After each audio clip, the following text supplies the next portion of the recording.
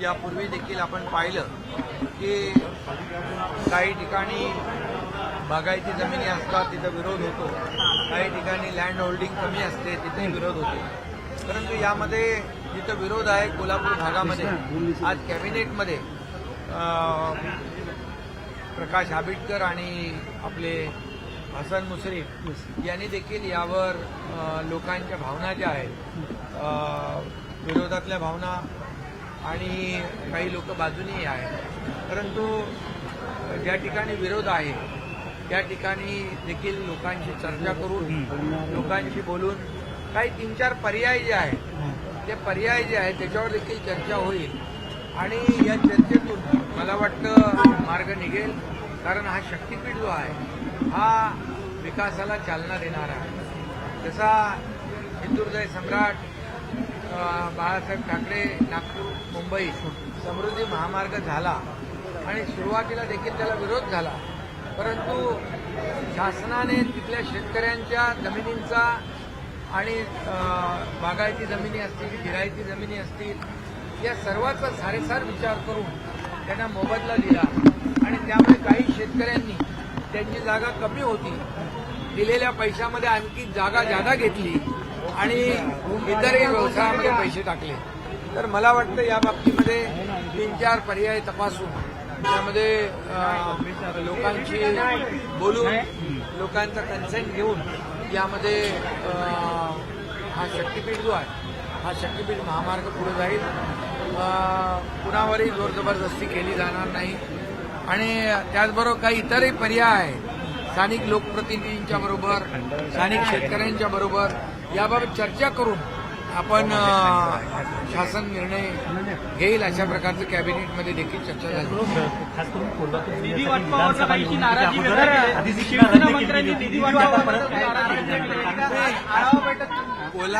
कोल्हापूरमध्ये जो विरोध आहे त्या भागातल्या शेतकऱ्यांशी त्या भागातल्या भूमिपुत्रांशी आणि लोकप्रतिनिधींबरोबर चर्चा करून जे काही 2-3 पर्याय आहे ते देखील त्यांच्या समोर ठेवून आपण निर्णय घेऊ. त्यासोबत निधी वाटपासंदर्भात काही बैठक आपली सोबत बैठक होती. अजित पवार यांना देखील आपण बोलवलं गेलं होतं.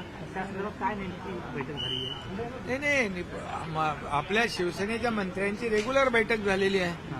त्यामध्ये आढावा आता समोर आता निवडणुका आहेत या संदर्भात देखील चर्चा झाली. स्थानिक स्वराज्य संस्थांच्या त्या जिल्ह्यातल्या पालकमंत्र्यांच्या बरोबर त्या भागातल्या निवडणुकांच्या बाबतीमध्ये नियोजनाच्या बाबतीमध्ये बैठक झालेली आहे.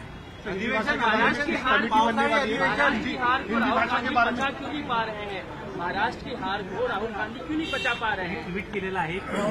देवेंद्र फडणवीस यांच्या मतदारसंघामध्ये 7% मतं वाढलेली आहेत. राहुल गांधी यापूर्वी देखील अनेक वेळा निवडणूक आयोगावर त्यांनी आरोप केलेले आहेत, ईव्हीएमवर आरोप केलेले आहेत.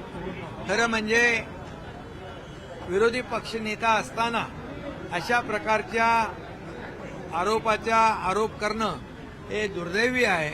खरं म्हणजे ते जेव्हा कर्नाटकमध्ये तेलंगणामध्ये जिंकले किंवा त्यावेळेस त्यांनी निवडणूक आयोग किंवा ईव्हीएमवर आरोप केले नाहीत.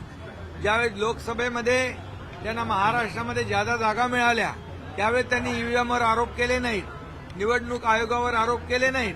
जेव्हा त्यांच्या बाजूचा निकाल असतो, जेव्हा त्यांच्या बाजूने निर्णय असतो त्यावेळेस निवडणूक आयोग पण चांगला असतो, ईव्हीएम पण चांगली असते. आता त्यांना निवडणूक आयोगाने स्वतः बोलवलेलं आहे की तुम्ही ह्या तुमच्या काय तक्रारी आहेत त्या सांगा. तुम्ही या बाहेर मीडियामध्ये बोलण्यापेक्षा एक तर निवडणूक आयोगाला भेटलं पाहिजे किंवा कोर्टात जायला पाहिजे. हे फुकट चर्चा करून फेक नरेटिव्ह पसरवून हे बदनाम करण्याचं नाटक आहे, बदनाम करण्याचं षडयंत्र आहे. परंतु या महाराष्ट्रातली जनता सुज्ञ आहे. या महाराष्ट्रामध्ये गेले आम्ही 2.5-3 वर्ष जे काम केलं त्या कामाची पोचपावती लाडकी बहीण योजना असेल, शेतकऱ्यांच्या योजना असेल, कामाची पोचपावती दिलेली आहे. राहुल गांधी बार बार ऐसे आरोप लगाते हैं कि आज भी उन्होंने कुछ आरोप लगाया है, कुछ चुनाव क्षेत्र में ज्यादा मतदाता थे.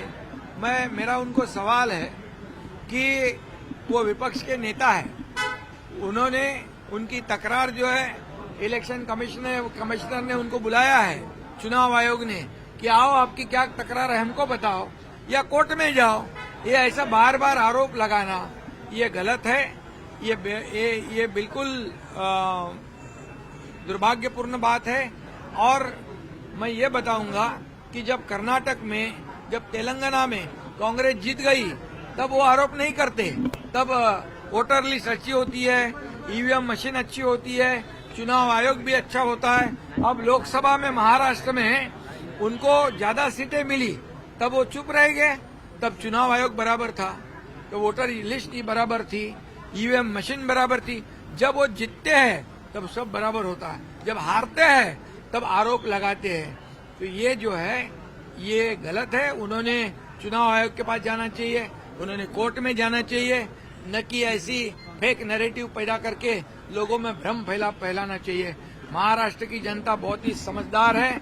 जो 2.5-3 सालों में महायुति सरकार ने जो काम किया है, जो विकास प्रकल्प को आगे बढ़ाया है, जो लोकाभिमुख कल्याणकारी योजनाएं, लाडली बहन जैसा, सम्मान किसान योजना, ऐसी कई लेख लाड़की लखपति योजना, ऐसी कई योजना हमारे महायुति सरकार ने की हुई। और इसीलिए ये महाराष्ट्र के जनता ने लैंडस्लाइड मैंडेट दिया है।